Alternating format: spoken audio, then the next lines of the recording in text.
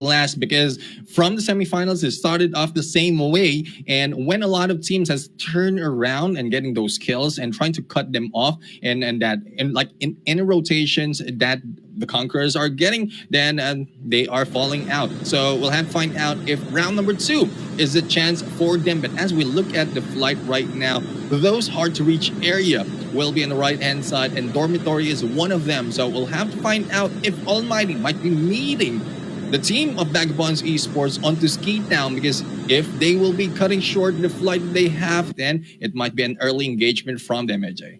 As usual, you will see the players of Four Kings Aces hop on into New Vision City so that they can find that high-tier loot. And the other teams out there on the battlefield just scrambling around looking for a spot to land for themselves. And Almighty Prime, they are confused. They don't even know where should they visit. They wanted to hop into practice range first, and then they disengaged, moving towards Crash instead. But I thought Dormitory was a comfortable spot for Almighty Prime. So I'm questioning this move coming through a little bit. Hopefully it doesn't really affect them all that too much later on, Neptune. Yeah, I mean, it's because of the distance they have. And I think it's the point that I mentioned. If their flight or glide is cut short, then their first enemy would be the teams of Vagabonds Esports, and no one wants to go there on that early engagement. And that is what we're asking. Why don't you challenge this team on an early engagement? Though it's a 50-50, but it's a chance for your team to take out the top dogs and probably pull them down slowly. Pulling them down slowly is one thing.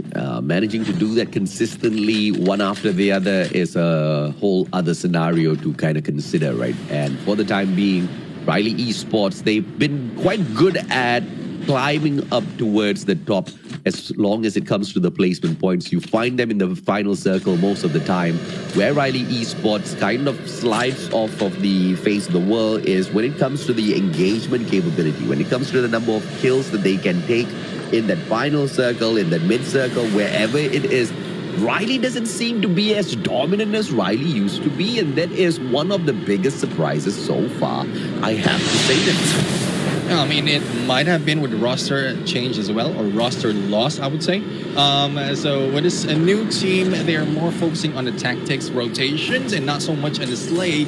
And I believe that they can pull it off. It's just that they want to be cautious. They want to stay in there, survive longer, and challenge Vagabonds Esports a little bit longer as well. And probably if we see them take out Vagabonds Esports in the early or probably mid part of the game, they will be going for the slave because the mission is over. They have a mission, and it's to take out the location of Vagabonds Esports. But as we look at NRX 420, they've started in here at the bottom of this map, and from the gameplay that I've seen earlier, the rotations that they have, depending on where the safe zone is, they are a little bit they're far apart from each other. So hopefully they can utilize the mobility that they have in here with this chopper and get a good position later on, because that is where they are being taken down earlier, usually in an open area or probably in a lower ground where the others are just trying to snipe them out, gun them down from above.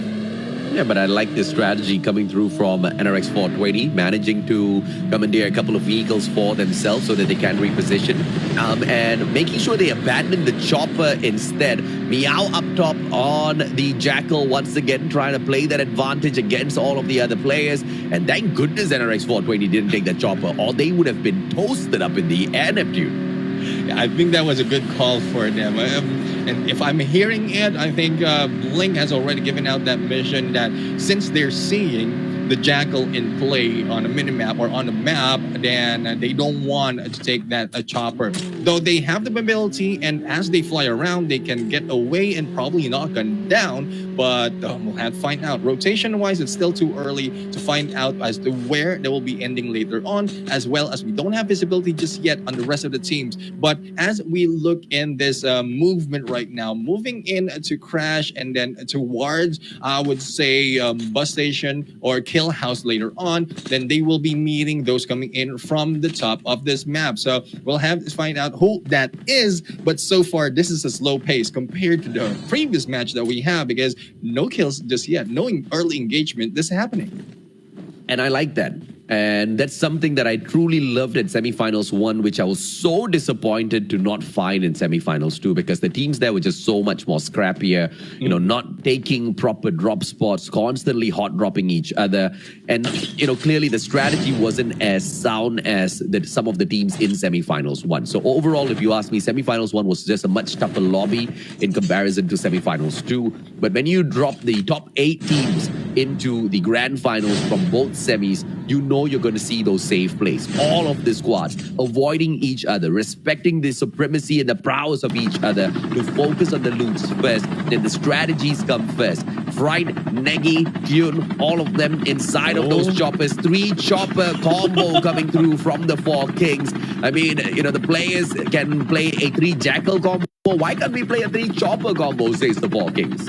Yeah, I was just wondering where they got all those choppers. I'm not quite sure who they have to kiss to get all these choppers. It's really, really rare that we see a team in there get a lot of this, unless they took it from that machine from New Vision City. Not quite sure how many that can be pulled out at the time like this, though it's only 7 minutes. So if we think about the timing, if you have 2 minutes for the cooldown, possibly they got it from that area. And where they're heading, I think, to cut off those coming in from the north. And when we say those coming from the north, it's only Ski Down that we have seen a team. It's Vagabonds Esports, and like a lot of teams are targeting Vagabonds Esports, and the chopper has been sighted right now. So we'll have to see as to who will be it. Oh no, this is their teammates. They are trying to aim for the airdrop that is coming in, as we see earlier. Tons of airdrops available out there on the battlefield, and the 4 kings are the first ones who technically have their eyes on them. And it's a game of safe play first. They are making sure all of the airdrops and the area is cleared before moving in for the attack. But although they have the chopper, although they have that maneuvering capability around the battlefield super quickly, they don't seem to be able to find a spot or a good airdrop to take a pick on. It's already been looted already. The 4 kings are stuck up in the air trying to figure out exactly what they want to do. Meow, Jackal, and now 4 kings engage. They're trying to shoot down the Jackal, and they do exactly that. Meow's taken out of the air. That's the way you handle the Jackal if it's a pressure against the choppers up top. Yeah, leaving out one of the chopper, and I think going in for the slay against a few members of this team of Vidas, and we'll have to find out how Vidas will be able to fight back, because it's not only this a team of 4 kings that they're challenging, it is also NRX 420. So right now is it just I can't read that without laughing, AJ. I mean, it is quite surprising at this point. And the reason why you can't stop laughing is because we remember his name before he changed it. Yeah. And I don't know how did he manage to avoid detection or anybody catching him, because technically Paramount Gaming is filled with Filipinos who should have been able to pick him out and force him to change his name a little bit earlier. But it's all right. I still got you, boy. With the crazy plays as usual out there on the battlefield. But out of nowhere, Godnate from Merc drops Chalup down onto the ground off screen.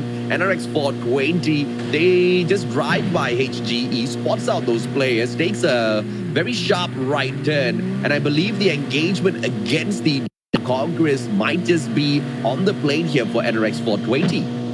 Yeah, the gunshots is coming in from Dow Conquerors, but no far back coming from NRX 420. And the battle is in here between Vitality as well as AXP. So we'll have to find out. Kimmy is usually a sniper with this close against this team of Vitality. We'll have to find out if they'll be able to gun them down. And from the way this team of Vitality is moving, I don't think they have any idea that that this team is in here until the hacker has been pulled out. And there you go. I think a battle might be happening. The gunshots as well will be moving in, coming in from AXP Eternal. So Faidan is the one who has rushed in early, but the pullout has been done by the Eternals. And I think the engagement will be happening. Jeswo is in there, also felt a little bit of damage in there, but the sync, with a sliver of health, Faidan will not be able to take them down. Virus, on the other hand, with the Odin, manages to catch Zimiru a little bit off guard. Sakray knocks down Zeus. NRX 420 in a little bit of trouble, as well as Zeus gets eliminated from the equation. Assassin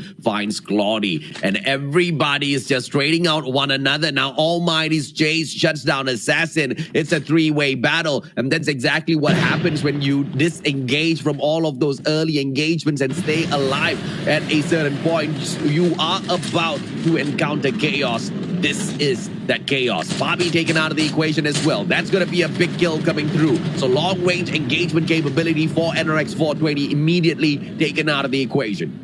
Yeah, these teams are top teams, and pretty much they have the knowledge of the advantages of positioning, and that's one thing. If you started slow and then get the prime location with top teams in here all together, they will be at some point getting prime location at the same time, and that's one reason why we've seen a lot of engagement in their chase right now, going instant damage. But ENE Phoenix will be the next target after gunning down ABC Mystic. So Chase right now backing off a little bit too far from the rest of the teammates and needs to make that exit. That's Chibi. Surprises them, but the pull out has been done. Almighty will not be continue this on, and they need to be in a safer location to do that.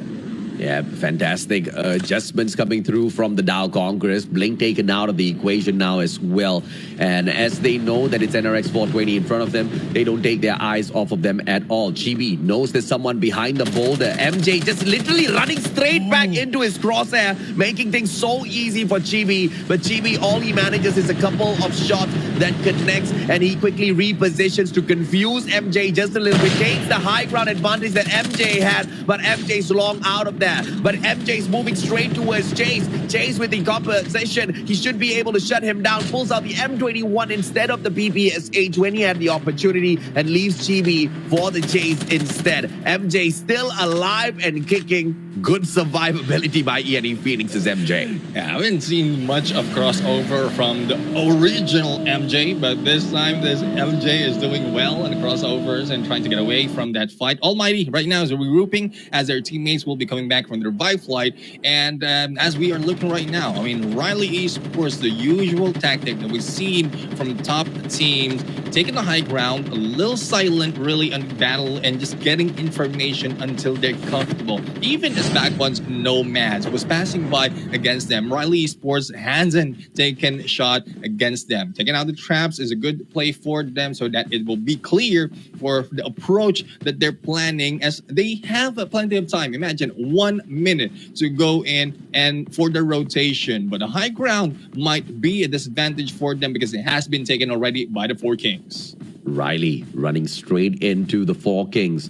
Fright on the left-hand side. The rest of the players of Four Kings frighteningly on the right-hand side. But all of them are just a little bit too far away from taking advantage. Fright gives that information. Kyun can flank over from that left-hand side, but needs to make the decision. Instinct catches the player, tags up Watts, but he himself gets tagged up. Loses a majority of his armor and has to recompose himself. But Negi takes that opportunity to hack up all of the players. But the problem is, who did you hack? Did you hack the players in front of you? Riley Esports almost won it from the back. Yeah, I think they have sights as well from the other side, because gunshots might be done by Vitas on that area. So it's a good map awareness, environment awareness coming from the Four Kings right now. Shots coming in from Vitas at this point. Kuzma, Jabi, and Meow right now will be trying to put them down. But as a movement of the Four Kings right now, a little bit too far. They know the rotation where the teams Riley as well as Vitas will be coming from. They took the other part of this hill. Yeah, it's a super smart move by the Four Kings. When they went in there for the hack, Negi quickly gave that information away, saying that there's not just a one squad here that we have to deal with. There's a potential third party waiting to take advantage if we do engage. So supreme strategy executed by Four Kings. Guess what's that strategy? Run. And they ran for their lives. But, you know, I would have been so disappointed if they continued the engagement. Why would you, when you know that there's another team out there just waiting to prey on you once you start your engagement? Because there's no way of telling how that fight would go. And a third party would have just meant the end of the Four Kings once again super early. Yeah, I mean, with tactics just like this, it really makes me wonder if this is something that has been passed on from both teams of the Four Kings. Because if this hasn't been done as well by the core team, then I don't know what to expect. Because the aggressiveness is one thing that they have, but if the smarts can be put in there as well, like what heights can bring them. But that will not be happening for the main team. It is a Four Kings who's showing us this high IQ gameplay, and as the battle has been avoided by the Four Kings, it is now left to Vitas and Riley Esports. Left to Vitas and Riley Esports, but I want to ask you, God community, yes, you are watching this broadcast now, but the biggest question is, did you hit that like yet? If you haven't, please do hit that like and do help us share this broadcast out as well, so that all of your other friends from the COD community who are not aware that the competition has started already can hop on in and join us and make the comment section a little bit more lively than it already is. Thank you so much for being here to support all of the teams that you love. Now bring in a little bit more as well. Vagabond Snowman's S here with the long range hit. Fantastic play so far as Kimmy manages to disengage, reposition AXP Eternals on the way to meet the players of HGE. But between that one small little boulder and the rest of the HEG squad, it's just open grounds, man. They just have to maneuver around smartly, and this is what I'm talking about. Use the very edge of that water bank for your safety plays, and then cut that distance down before you surprise them. But all-out chaos to ensue once again, Neptune. We're already approaching the end of that fourth circle in the next half minute, and it looks like just way too many players are still alive and kicking out there on the battlefield. Well, that's what you expect if you have 14 teams alive at this point. And it's more of like there's a lot of compounds in there, but a lot of teams that already taken that, especially for Riley, AXP, Almighty, and Vitality. So the rent is up right now. Who will not be paying will be taken down at this point, and Chell up in there going for the kill. Now we have a JV right now spraying and praying as the rest of the team's giving out information as they push in. And that was a little bit too aggressive for the team of Almighty right now, but I think it's more of the mechanical skills that they have that they avoided the gunfight against AXP. So I'll have to find out if they will be moving back as they take this airdrop, probably opportunity. And I was surprising there that he saw that, and a good play, but not so much of the kills from Almighty. Super cheeky by Chibi as he avoids all of that engagement, lets the rest of his team members do the hard work. They don't really find a lot out there. Dre almost taken down, manages to get away quickly. It's got the advanced armor just to heal up a little bit some of his plates that he goes ahead to use, leaving the advanced armor for the play a little bit later on. But if I was Dre at this point, you want that kinetic armor overcharger to all pad up already so that you've got that extra boost, because this is just open lands. And once again, Vagabond Snowman, smoke bomber for the play. Claudia gets caught out, fantastic, and he's just running through the players. But 32 HP, and he himself gets caught out as Dre turns that corner with the PPSH, takes him out of the equation as well. Smoke bomber versus smoke bomber, Dre wins the fight. And that's the case when you have fire in there trying to burn you down from behind, and a rock who is in front of you who's shooting some pebbles. So that is one thing that you need to be careful of, especially in the final safe zone that we have right now, because that really hurts. I mean, it really hurts, especially as we've seen a lot of teams being taken slowly by this heat. And speaking of heat, the heat is on back for Vagabonds Esports. This is the time wherein they pop off, and 5 kills already to their name. A lot can be targeted as they are taking this tower for their high ground advantage. Yeah, you look at Vagabonds Esports, you look at Nash and his play earlier on. Although he had 150 armor on him, he still went in there to use his kinetic armor overcharger, because you just cannot take any risk whatsoever out there on the battlefield, especially when you've got so many players still alive and kicking. And that extra bit of armor can go a lot of way, especially when you get caught out in the open here. Nash just tried to tag up those players inside of that small little compound, and you know that his strategy is sound. They managed to find a couple of hit marks out there. Luki turns around, Blue shuts down Kotaro, Riley Esports all cornered, Caleb out there in the open, Yato makes quick work of him as well. Vagabonds Esports, once again, third eye open, everybody's gonna die.